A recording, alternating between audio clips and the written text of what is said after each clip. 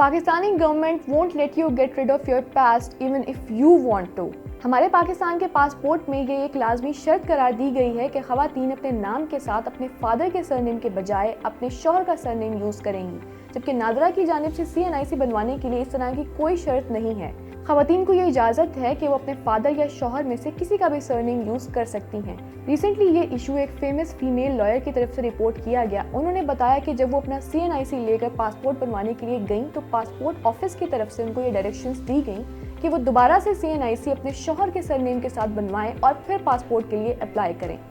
یہ issue report ہوتے ہی social media پر کافی back lash شروع ہو گیا and a lot of people called it a ridiculous move and a discrimination against the women۔ نہ صرف یہ بلکہ جب ایک شو میں DG امیگریشن اینڈ پاسپورٹ مصطفیٰ جمال قاضی صاحب سے یہ سوال کیا گیا تو انہوں نے اس ڈیسیجن کو سپورٹ کیا اور ساتھ میں یہ بھی کہا کہ نادرہ ایک لوکل ادارہ ہے اور ہم انٹرنیشنلی ڈیل کرتے ہیں، اس حوالے سے دونوں انسٹیٹیوشنز کو انٹر ریلیٹ نہ کیا جائے۔ اور جب ڈیورس ویمن کے حوالے سے سوال کیا گیا کہ وہ اس معاملے میں کیا کریں گی تو DG صاحب کا کہنا تھا کہ ڈیورس ویمن کے لیے الگ سے ایک سیکشن بنایا جائے گا جس میں ان کے ایکس ہسبینڈ کا نام ہوگا، اور DG صاحب کے مطابق یہ موو چائلڈ کی کسٹڈی کو لیگلائز کرنے اور چائلڈ سمگلنگ کو روکنے کے لیے بنایا گیا ہے۔ لیکن ایشو یہ ہے کہ ہمارے ملک میں خواتین سے ریلیٹڈ ہی اس طرح کے رولز کیوں بنائے جاتے ہیں؟ ویسے تو ویمن امپاورمنٹ سے ریلیٹڈ بہت سے موومنٹس اور کیمپینز چلائی جاتی ہیں، لیکن جب ویمن کے ایشوز کو ایکچولی ایڈریس کرنے کا ٹائم آتا ہے تو ہمارے انسٹیٹیوشنز اس بات کو اگنور کیوں کر دیتے ہیں کہ خواتین کی اپنی بھی ایک پہچان ہے؟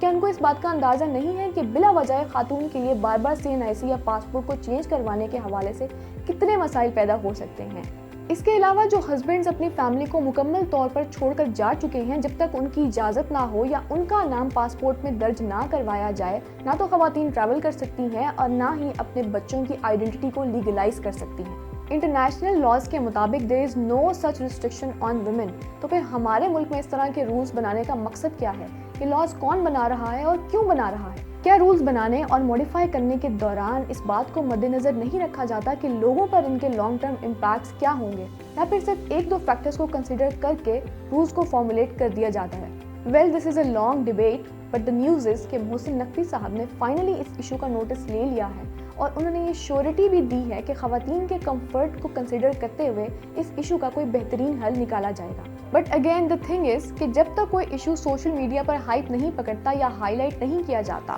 تب تک ہمارے گورنمنٹ انسٹیٹیوشنز میں بیٹھے well educated and high experience لوگوں کی جانب سے ایک مسئلے کو مسئلہ سمجھا ہی نہیں جاتا۔ Well we hope that this issue gets resolved in the best way possible.